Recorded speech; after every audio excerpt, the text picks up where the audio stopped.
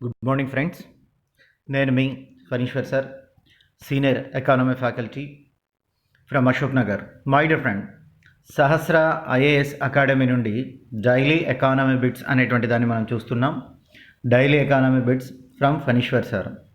My dear friends, ప్రతిరోజు మీకు నేను 5 బిట్స్ పంపిస్తున్నా. గత కొద్ది కాలంగా ఇది జరుగుతుంది. దాదాపుగా సంవత్సరం నుండి నేను మీకు బిట్స్ సెండ్ చేస్తూనే ఉన్నా.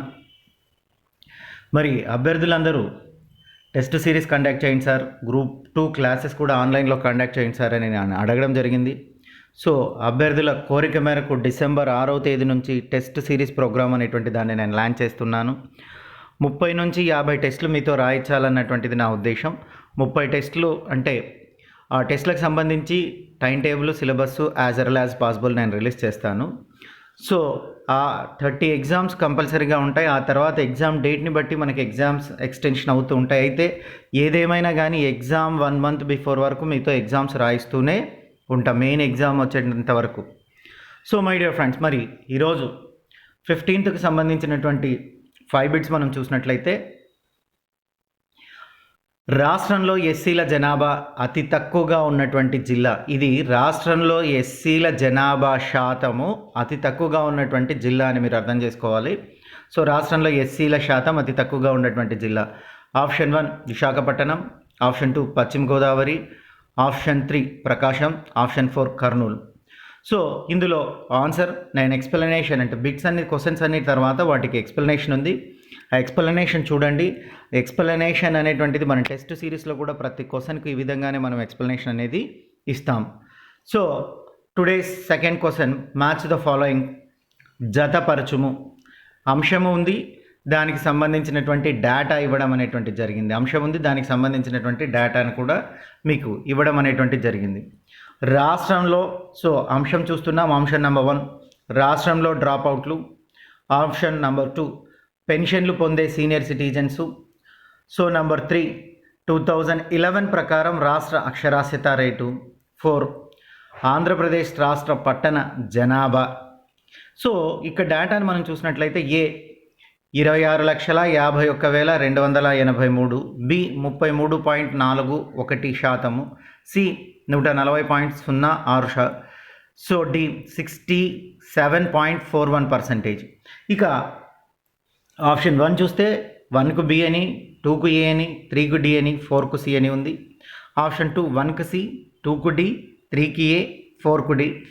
ఆప్షన్ 3 చూసినట్లయితే 1కు ఏ, 2కు బి, 3కి సి, 4కు డి ఉంది. ఆప్షన్ 4 1కు బి, 2కు ఏ, 3కు సి, 4కి డి ఉంది. My dear friends, match the followings మీరు ఎక్కువగా ప్రాక్టీస్ చేయండి. ఎక్కువగా మ్యాచ్ ద ఫాలోయింగ్స్ మీరు ప్రాక్టీస్ చేస్తే అది చాలా ఎగ్జామ్కి ఉపయోగపడుతూ ఉంది. సో చాలా ఎగ్జామ్ టైంలో మీకు అది ఉపయోగపడుతుంది. So the match the following, దీనికి సంబంధించినటువంటి ఆన్సర్ నేను ఎక్స్ప్లెనేషన్లో ఇస్తా. అంతవరకు మీరు దాన్ని ఆలోచించండి. మీకు ఆన్సర్ చివరిలో ఉంటుంది, దాని ఎక్స్ప్లెనేషన్ కూడా ఉంటుంది. ఇక నేడు థర్డ్ క్వశ్చన్ చూసినట్లయితే, క్రింది వాటిలో ఆత్మనిర్భర్ భారత్ 3.0కి సంబంధించి సరైనటువంటి దానిని గుర్తించండి అన్నారు. సో ఆత్మనిర్భర్ భారత్కి సంబంధించినటువంటి సరైన దాన్ని గుర్తించమంటున్నారు. సో ఏ 9 విభాగాలకు కొత్తగా 1.20 లక్షల కోట్ల ప్యాకేజ్ ప్రకటించడం జరిగింది. బి ఇప్పటి వరకు కేంద్ర ప్రభుత్వము ఆర్బీఐ ప్రకటించిన ఉద్దీపనలు విలువ జీడిపిలో 29.87%కి చేరింది. సో ఇక్కడ 4 ఆప్షన్స్ ఉన్నాయి. ఆప్షన్ 1 ఏ మాత్రమే సరైనది, ఆప్షన్ 2 బి మాత్రమే సరైనది, ఆప్షన్ 3 ఏ బి సరైనవి, ఆప్షన్ 4 ఏ అండ్ బి సరికావు. So my dear friends, today's 4th question, ఈరోజు 4వ ప్రశ్నను మనం చూసినట్లయితే, క్రింది వాటిలో సరైనటువంటి దానిని గుర్తించండి. ఇక్కడ కూడా సరైన దానిని గుర్తించండి అని అడిగారు. మొదటి జనపనార పరిశ్రమ 1859లో పశ్చిమ బెంగాల్లోని ఫోర్ట్ గ్లాస్టర్లో స్థాపించారు. సో స్టేట్మెంట్ వినండి.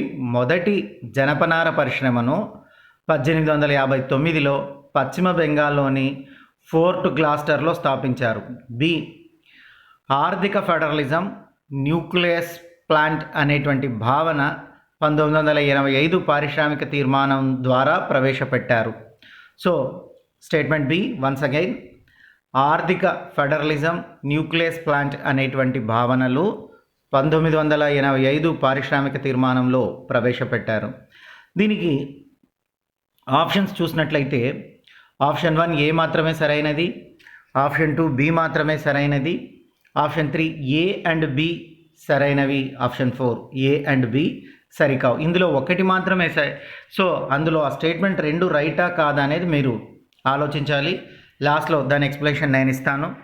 C friends, today's 5th question. ఈ క్రింది వాటిలో సరి కాని దానిని గుర్తించండి. Which not correct. ఇది నెగిటివ్ ఆస్పెక్ట్స్. 1966-67లో హరిత విప్లవం ప్రారంభించారు, నెంబర్ 1. నెంబర్ 2, 1949లో 1949 జనవరి 1న ఆర్బీఐని జాతీయం చేయడం జరిగింది.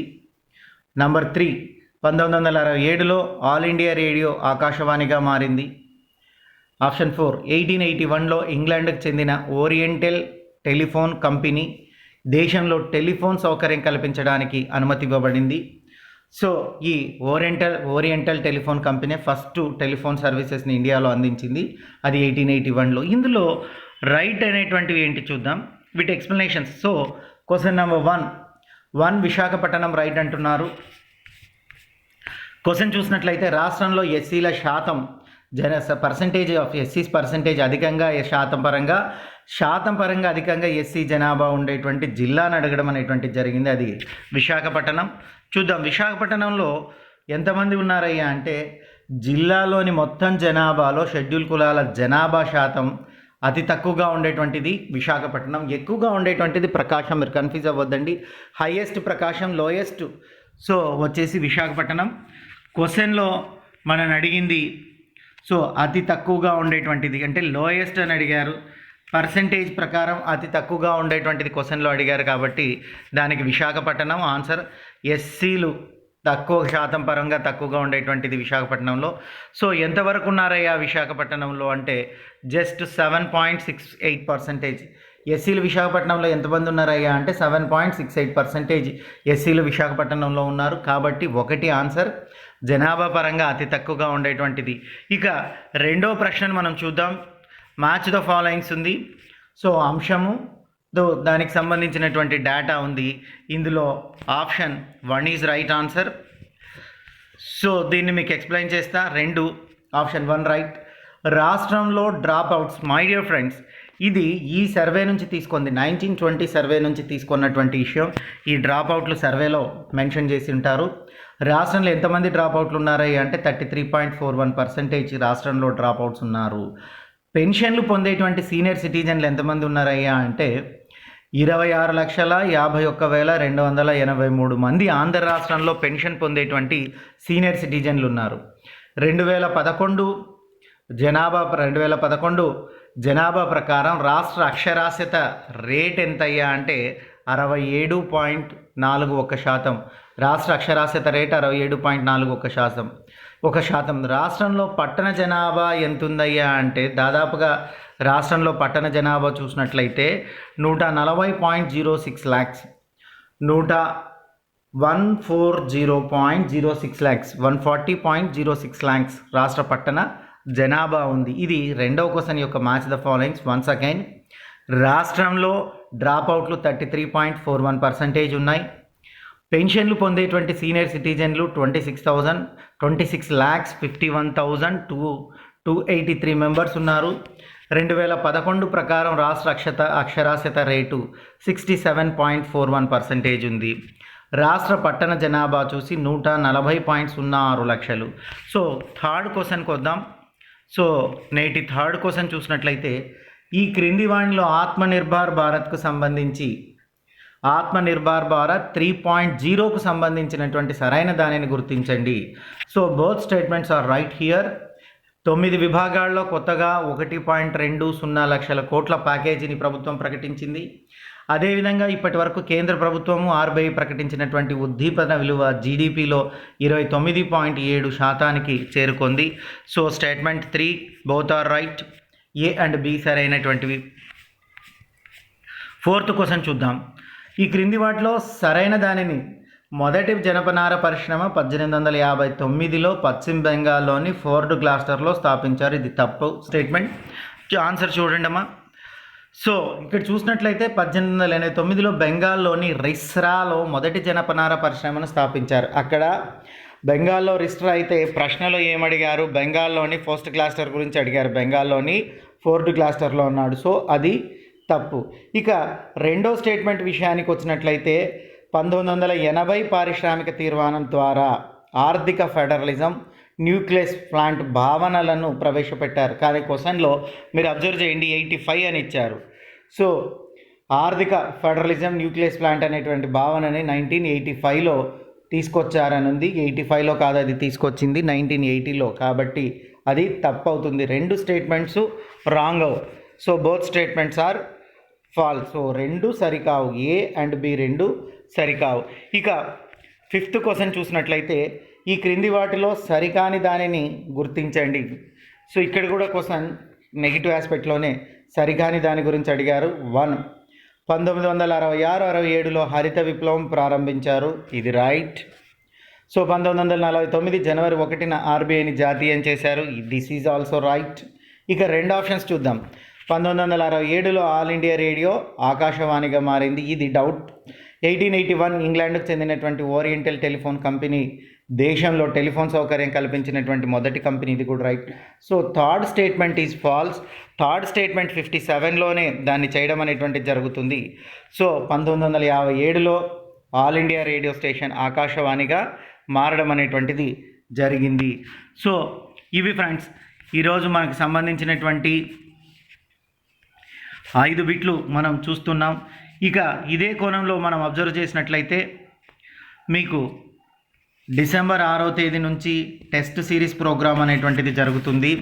సో చాలా ప్రతిష్టాత్మకంగా స్టేట్ వైడ్ టెస్ట్ సిరీస్ అనేటువంటి దాన్ని నేను కండక్ట్ చేస్తున్నా. గతంలో ఆఫ్లైన్లో నేను హైదరాబాద్లో టెస్ట్ సిరీస్ కండక్ట్ చేసినప్పుడు చాలామందికి ఉద్యోగాలు వచ్చాయి.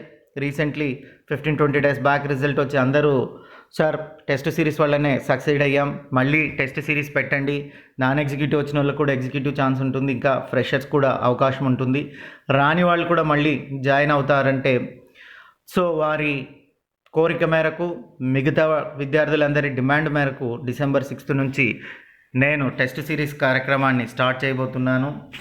సో మీకు టెస్ట్ సిరీస్ ఇంట్రెస్ట్ ఉండేటువంటి వాళ్ళు నా నంబర్ ఉంటుంది దీని మీద, నాకు కాల్ చేయండి. సో మన సహస్ర ఎకానమీ యాప్ను డౌన్లోడ్ చేసుకోండి. అదేవిధంగా సహస్ర ఐఏఎస్ అకాడమీ యూట్యూబ్ ఛానల్ని కూడా సబ్స్క్రైబ్ చేయండి. Please download Sahasra economy app. Thank you, మీ ఫణీశ్వర్ సార్.